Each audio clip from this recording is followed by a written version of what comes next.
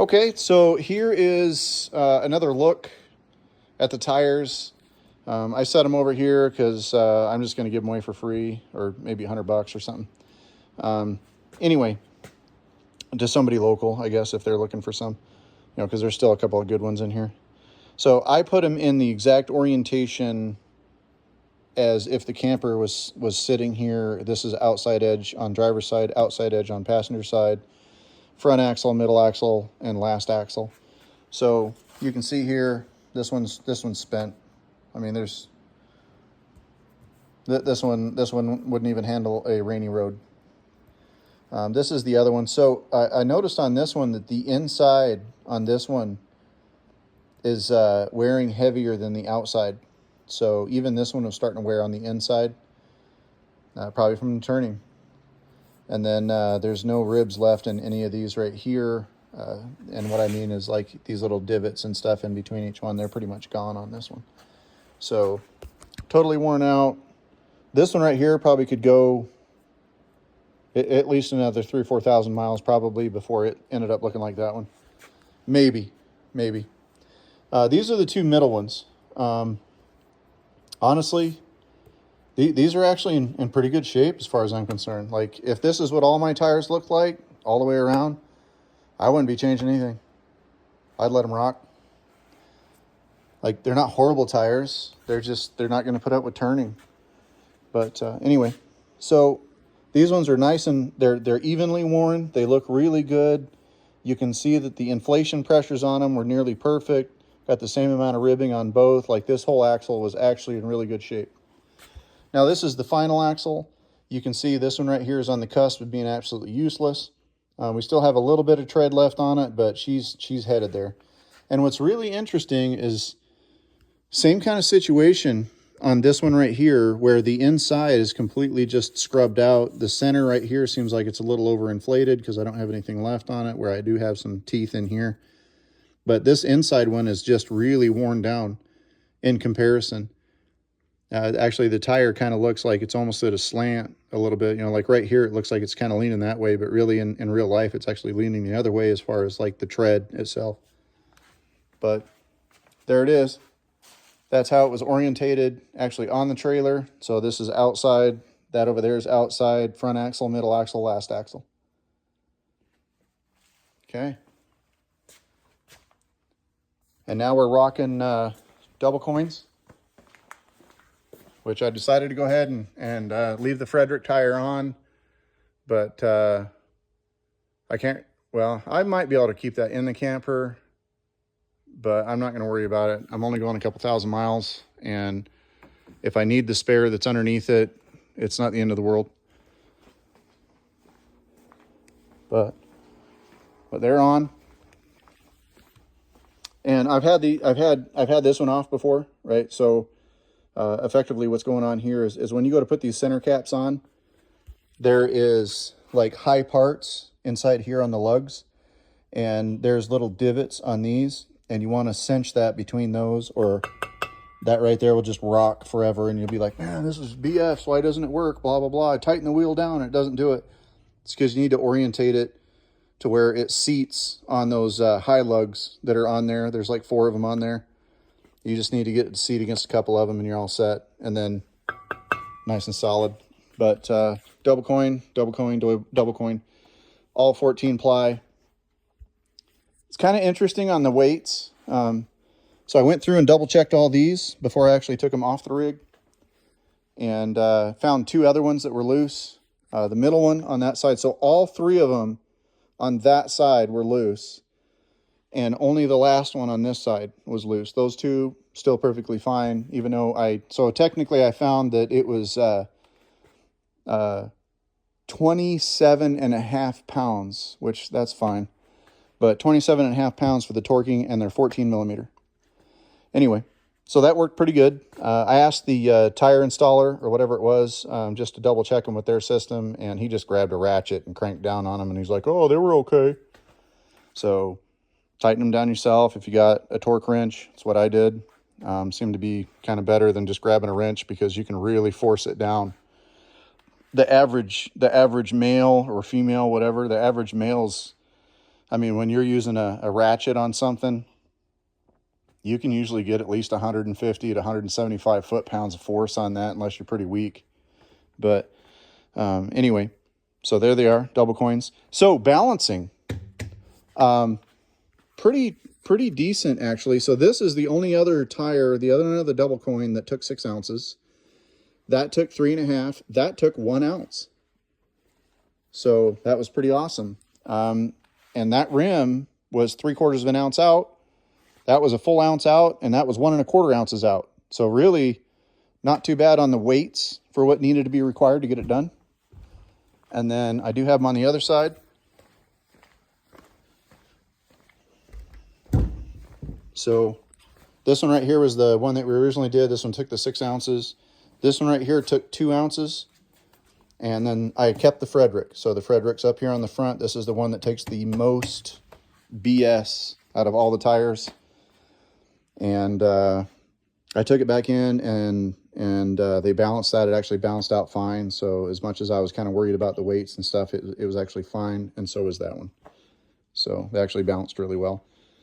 Took it to a different shop, and when they balanced it, versus the shop that I went to the first time, when they balanced it or whatever, I kind of felt like it was off. And I went to the same place that I get like my motorhome stuff from and my big trailer tires. I got some 17.5 trailer tires, and then my 19.5s on my 2 trucks. I kind of went there because they kind of deal more with like semi wheels and things like that. And so they actually had the appropriate tool to balance those. Although I don't have any issues with the place that did it before, because those actually balanced out right. So even though it didn't really fit their equipment right, it did right. So I'm pretty happy about that. Went through and checked all the brakes. While I had the wheels off, I went through and checked all the brakes. And it looks to me like I've got, I don't know, probably 5/16, maybe about 5/16. It's more than a quarter, right? So about 5/16 worth of pads left on all of them. The only ones, this one right here seemed a little lean, and that one seemed a little lean. That one was right between quarter and 5/16, but that one was totally 5/16. And all 3 on the other side were all 5/16 or greater on the pads. And that all seemed to look pretty good. I don't have any axle leaks or anything like that. I did pull the cups off the front just to make sure that, you know, it looked like there was a sufficient amount of grease in there. And it's definitely not got a grease problem. But I did grease them right when we got it because I use a different kind of grease. It's more of like an industrial grease. It's the same one that we use like on all of our graders, and I don't have a skid steer, but like graders and my tractors and my front end loaders and stuff like that. It's that grease that I use on those for all their wheel bearings and everything on those. I used on these. And I've used that same grease on all of our other trailers. Never had any issues. It actually puts up with about 1,200 degrees if it needed to. It used to be called like Red Tacky, but now a different company owns them. And like it used to be Lucas Oil and it was called Red Tacky or whatever. And now some other company owns like that patent or something. And now it's something else. Who cares? But anyway, everything's looking good. That tire's obviously all dressed up. That tire's all dressed up. I'm going to go through and actually scrub everything down. I did wipe, when I was working on these, I did take alcohol and I wiped out the hub, and I wiped out all of these because they're a lot harder to clean. And then I wiped this whole hub center cap down when I went to put every single wheel back together, because this is all easy to clean here. But down inside here, you don't really get to clean that as much as you'd like to. So I did kind of wipe it out. It's not super clean, but at least it's not as dirty as it was. But because I am going to wash it and everything before I take off, even if it's snowing. Even if it's snowing, I'll still wash the thing before I head out of here. Even if I'm driving out into a blizzard, I don't care. I like my stuff to look good. Okay. Well, awesome. There it is. There's the tire progress. I'll try to do another update on the tires either when we get to California or when we get back home. So one or the other, if it even matters. But again, you know, if anybody has comments or anything, whether good, bad, or otherwise, throw them out there. I mean, if you guys have a question about something, you know, you're interested in one of these, or you own one of these and you want to dig into it, I've got tons of pictures of different stuff of this thing that I haven't posted or made videos or anything like that. I really kind of get into my equipment, and I make sure that I know everything about it front to back. So I try to be pretty thorough about that, because if something breaks down or needs serviced or anything like that, like you can pinpoint that quickly, right? Because like I said, we drive a lot.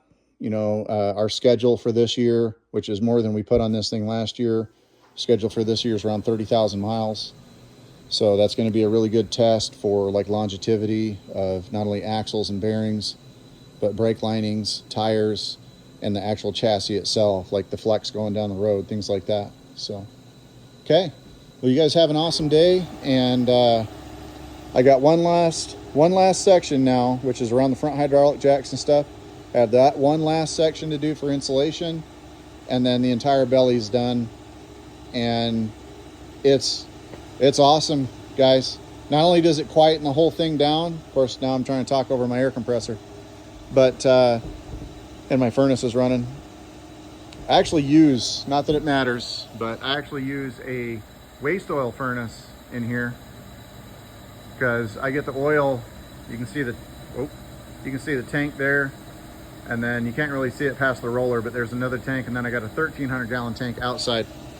But that's what I actually use to heat this shop, and it'll heat it to whatever you want. The walls are 18 inches thick, and so it really kind of holds the heat really well, and it also keeps the cold out. And that's actually my 5-ton air conditioner that I will temporarily sometimes install in this shop in one of the doors. Like I'll just close the door kind of down on top of it, and then I put like a fascia on each side to quarantine it off, and that actually works pretty good. I paid $1,000 for that. That's pretty cool. It's a Lennox 5-ton. It actually is natural gas or air conditioning. I think it's like 250,000 BTUs on the gas, and then it's 5 tons on the air conditioner. I mostly just bought it for the air conditioner, but because we've had a couple of hot summers here recently, so that's pretty awesome too. Not that that matters. This is about tires. So there we are. There's our tires. I'm happy with those. I will try to give you guys some kind of an update so you can see how the tires go. Did I have any blowouts?